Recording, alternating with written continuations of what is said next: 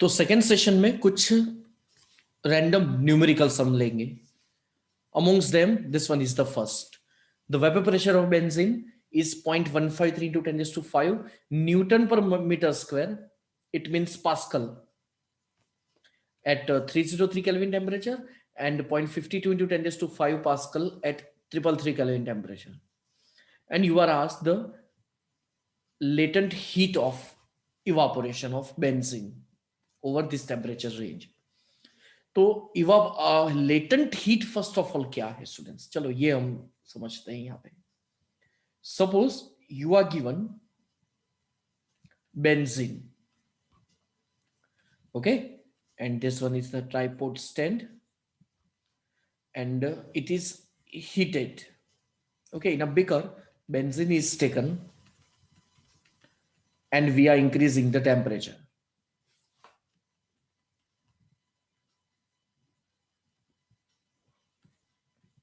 Okay so और यहां पे हमने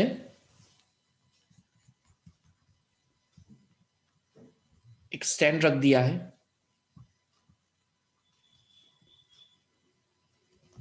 और फिर थर्मोमीटर यहां पे हमने डिप किया है अंदर, जिससे टेम्परेचर पता चला कि कौन से टेम्परेचर पे वो बॉयल हो रहा है.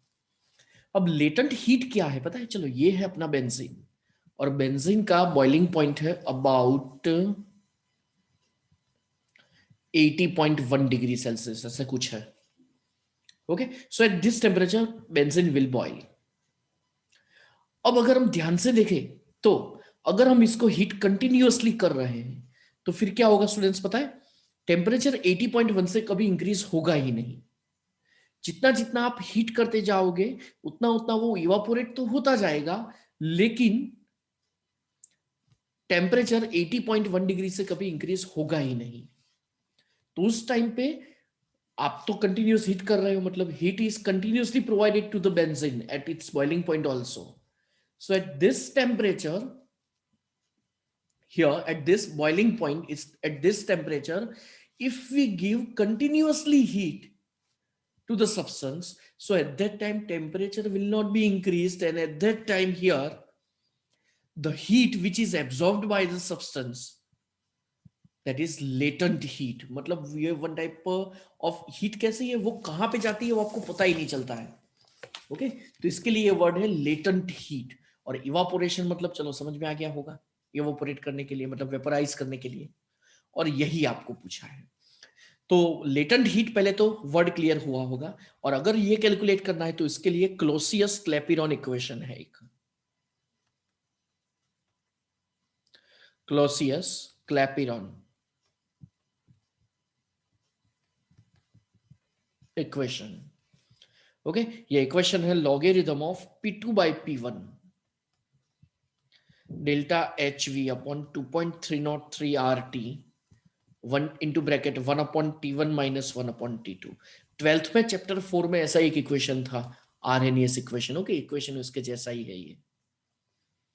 Now and here at different temperature values you are given the pressures. दिया है ना आपको 303 केल्विन टेम्परेचर पर ये, ओके और 333 केल्विन टेम्परेचर पर ये प्रेशर. और आपको पूछा क्या है, लेटेंट हीट मतलब डेल्टा HV आपको पूछी है. यूनिट क्या रखेंगे, depends on the unit of R. तो जनरली हम आर का यूनिट लेते हैं जूल में. ओके और फाइनल आंसर आपको जो भी मिलेगा उस हिसाब से आप लेंगे. So first of all logarithm of, चलो जस्ट अ मिनट हम वैल्यूज इंडिकेट कर देते हैं यहाँ पे. सपोज 303 इज अ T1, तो ये प्रेशर हुआ अपना P1, ये T2 और ये हुआ P2. तो logarithm of P2 upon P1 0.52 into 10 raised to 5 divided by 0.153 into 10 raised to 5 equals delta HV 2.303 R 8.314 T temperature, sorry ये T सॉरी यहां से कैंसिल हो जाएगा ना, तभी तो ये पूरा आया 1 upon T1 303 minus 1 upon T2 333. Okay, now only one term is unknown, that is delta HV, and that is asked to you. Okay, so complete it into homework.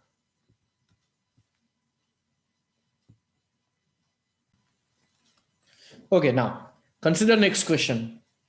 So in this question, you are given that 1 mole of NaCl on melting, it absorbs this much energy. Okay, and entropy is increased, matlab delta S is positive and absorb means it is also positive. And you are asked the melting point. So simple formula is there, delta S fusion equals delta H fusion upon T temperature. Formula याद रहना चाहिए. So that T temperature equals delta H fusion 305 and 28.8. अब देखो ये 305 kilo joule में दिया है आपको. Okay, so it is multiplied by 10⁻³ और 28.8 वो आपको जूल पर केल्विन में दिया है. So unit must be same, we know that. Okay, so by division we will get the answer, and answer is about, चलो अभी तो मैं डायरेक्ट लिख देता हूं, it is 1059 Kelvin. Okay, this one is the answer. Just a minute, I think I made one mistake, that 30.5 here it is. Yes, here it is 30.5. Okay, सो 30.5, क्योंकि answer तो नहीं आएगा, मैंने देखा. Okay, done. Okay, so this is our answer. Next. Okay, तो अब देखो इस क्वेश्चन में आपको पूछा है pressure of O2 and delta G0 is given. Reaction is reversible, so that Kp will be pressure of O2 और उसके 1/2 पावर उसका. तो प्रेशर ऑफ O2 सिर्फ इसी मेथड से आपको मिलेगा.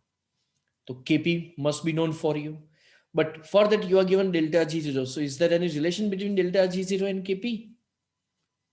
Is there any relation? Answer is yes. So first of all, delta G0 equals minus 2.303 RT log Kp. So calculate Kp on the basis of this formula, and then pressure of O2 will be,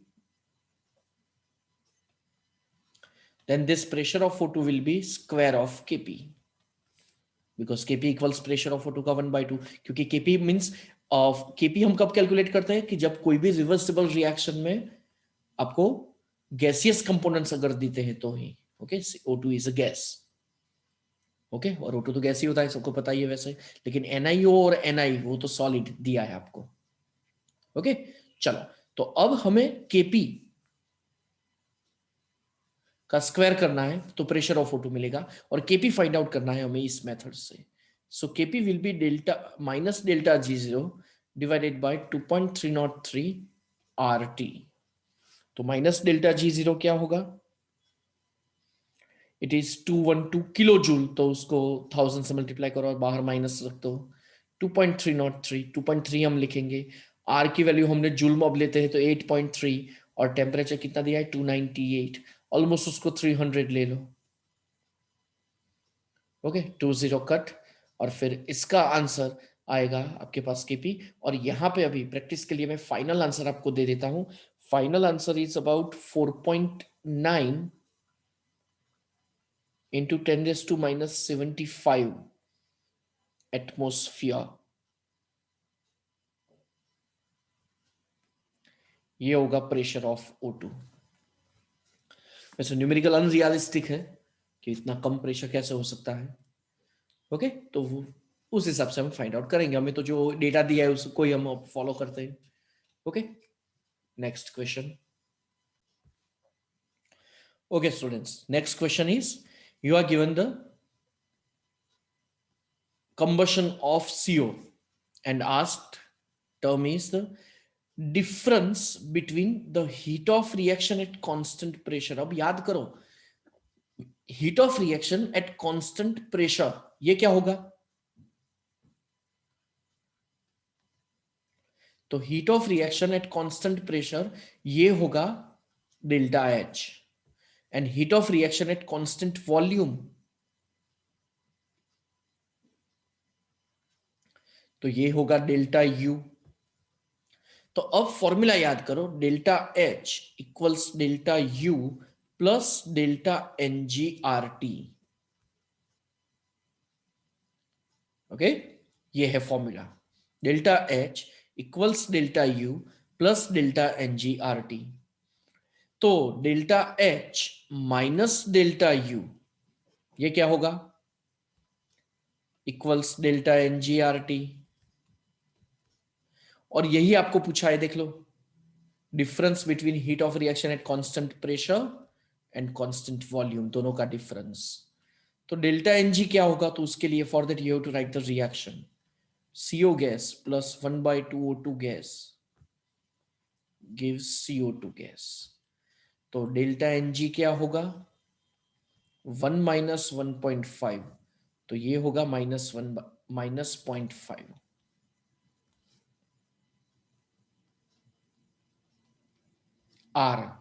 are is, अब देखो unit देख लो, 2 units दिए आपको kilo joule में, 2 units दिए आपको joule में. Okay, तो चलो फर्स्ट ऑफ ऑल हम लेते हैं 8.314. और टेम्परेचर कितना है? Oh shit, temperature is not written. Temperature is 300 Kelvin.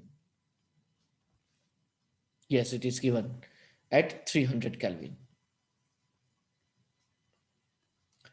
तो आंसर आएगा फर्स्ट ऑफ ऑल नेगेटिव. मतलब चलो ये लास्ट वाला तो होगा ही नहीं आंसर, क्योंकि नेगेटिव ही आएगा ना. तो 150, 8.314 का हाफ कर दो, 4.1, then 5, then 7, and it is multiplied by 3.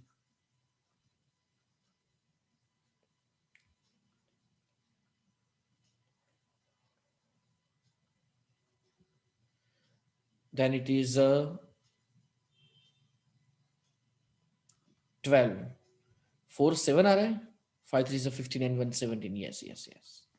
Okay, तो 12 पॉइंट आ रहा है ना यहाँ पे तो आंसर, और 2 पॉइंट्स कट कर दो तो फाइनल आंसर होगा 1247.1. 1247.1 ये आएगा. और 3 पॉइंट कट, और क्यों ऐसा हुआ भाई? हाँ, -1247.1, 2 पॉइंट कट कर दिए बराबर, और आंसर होगा जूल में. Okay yes. और किलो जूल में अगर हमें कन्वर्ट करना है तो फिर और 3 पॉइंट कट कर दो, तो -1.2471 किलो जूल. अब आंसर कौन सा दिया है देख लो. C is the correct answer. Okay, the next question is 2 moles of ideal gas at this temperature is expanded reversibly from 2 liter to 20 liter. So this one is our V1, this one is our V2. Okay, so the formula is delta S equals 2.303 NR log V2 by V1. Again 2.303 NR log V2 by V1. So whenever any gas is expanded, then this formula is applied to calculate the entropy change. So 2.303 N, number of moles 2, are here. All the answers are in calorie. So at that time here we are taking 2. Exact value is 1.987 calorie per Kelvin per mole. But here for calculation, we will consider 2 calorie per Kelvin per mole. 1.9, that is almost 2. Okay, 98 दिया है ना. तो number of moles are 2, R is 2, logarithm of 20 by 2. So this is 10, means log 10 is 1. So 4 and 2.303.